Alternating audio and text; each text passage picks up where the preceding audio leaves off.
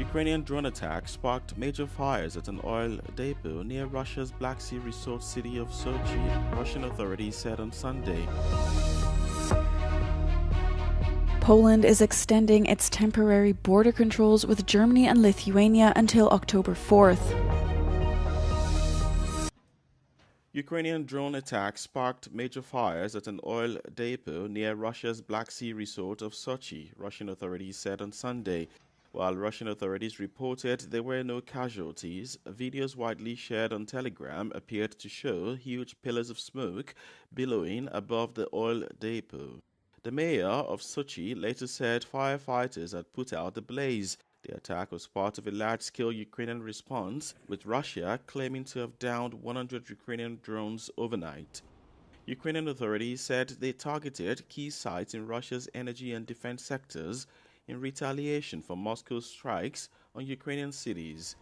According to the Ukrainian Air Force, Russia launched 76 drones and 7 missiles against Ukraine overnight into Sunday.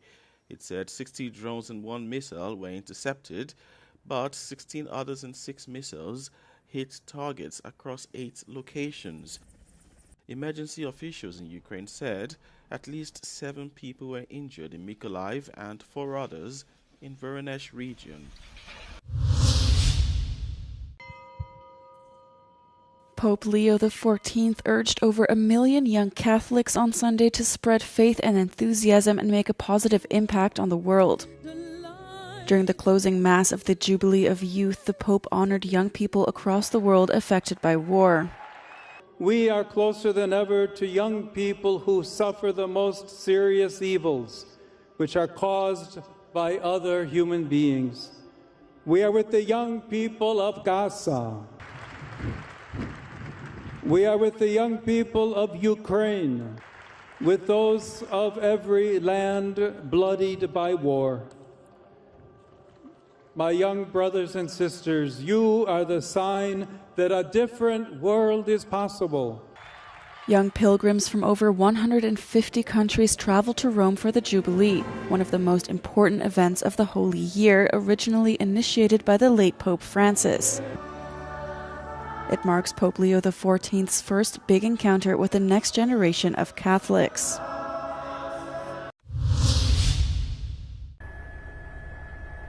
Braving torrential rain, tens of thousands of demonstrators crossed Sydney's iconic Harbour Bridge, calling for peace and immediate distribution of humanitarian aid in the Gaza Strip.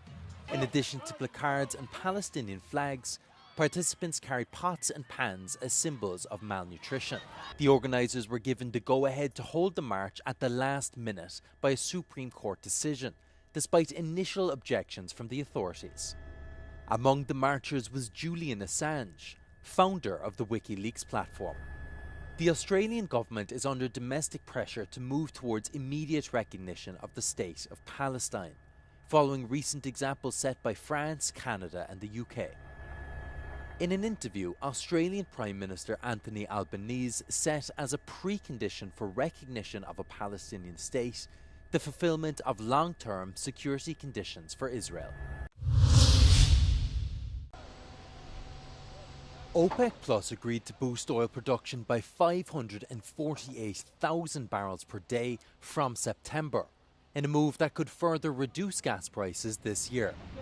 The group had been curtailing production for years to support oil prices, but changed course after calls by US President Donald Trump to ramp it up. The decision comes amid increasing US pressure to bring Moscow to the negotiating table to end their ongoing full-scale invasion of Ukraine. Poland is extending its temporary border controls with Germany and Lithuania until October 4th. This was announced by Interior Minister Marcin Kierwiński on Sunday. The reason given was continued concerns regarding irregular migration. Increased security measures have made the route via Belarus and Russia largely impassable, which is why migration movement is increasingly shifting to other EU states, especially Lithuania and Latvia. Warsaw also claimed that illegal migrants were entering Polish territory through Germany. In response to illegal migration, Germany has also introduced controls at all its borders. Germany and Poland are both part of the visa-free Schengen area, which typically allows citizens to travel across borders easily for work or pleasure. Member states are allowed to introduce border controls in times of serious threat, according to the EU.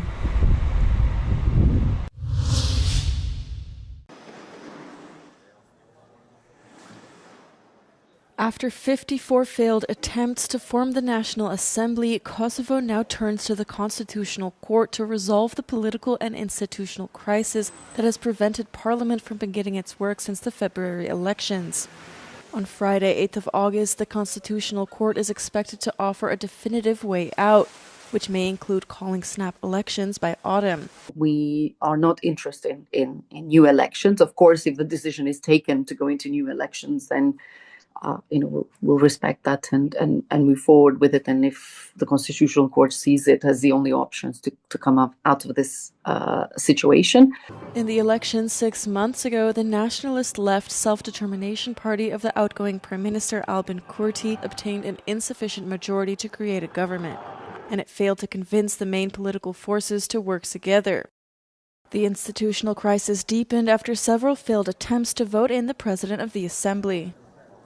Vetëm një kërkesë ka qenë që të hapet dhe jemi në procedurë të rregullt edhe ta ndrojnë emrin e kandidatës. Edhe pse unë e kupton që personalisht e respektoj Albolenën, por tash jemi në këtë pozicion çfarë jemi. The opposition criticizes the insistence of Albin Kurti's party to elect the outgoing justice minister as president of the assembly. According to rival political forces, Albin Kurti's party attempted to violate the constitution by proposing a secret ballot to choose the Speaker of Parliament. The Constitutional Court will also have to rule on this accusation.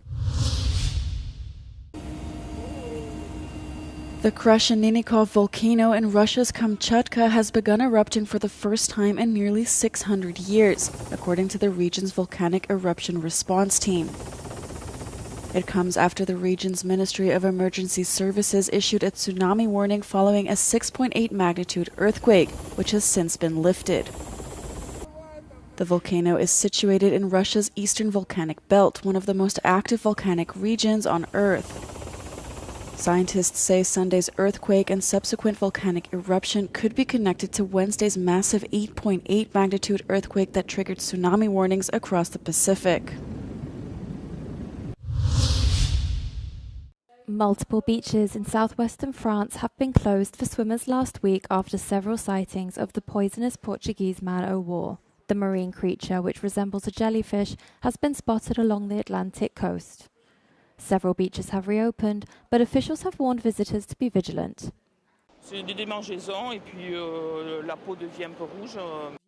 The Portuguese man-o'-war is a marine creature recognizable by its air-filled bladder.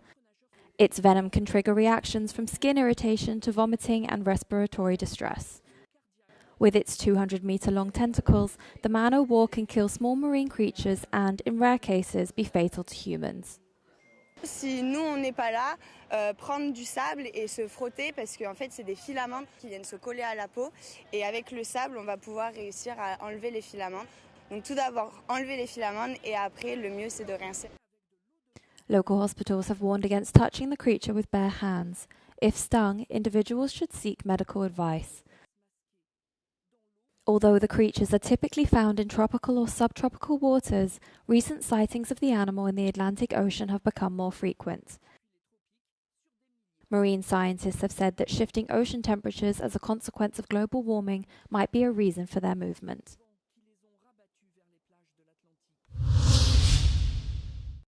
The Windcraft Music Fest was held for the 11th time in Katidata, the beautiful village on Mount Troodos in Cyprus. The event marries tradition with jazz and contemporary sound, bringing together musicians and bands not only from Cyprus but also from the rest of Europe. 30-year-old Robinson Curry is one of the most interesting young voices of French jazz. Last year, he was awarded the prestigious Django Reinhardt Prize as the best jazz musician in France. I wanted something really special with instruments that we never saw before together. So I wanted a trio because the chemistry of the trio is really something unique. It's a kind of questioning about ancestral origins, but also with electronic that represents the sonorities that we don't know, maybe that are forgotten.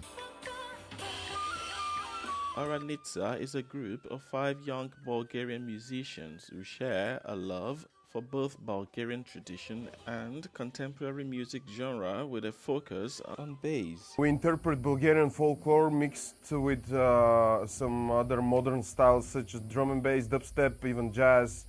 Honestly, this is styles of music that we enjoy and listen, and so we like to mix it with Bulgarian folklore.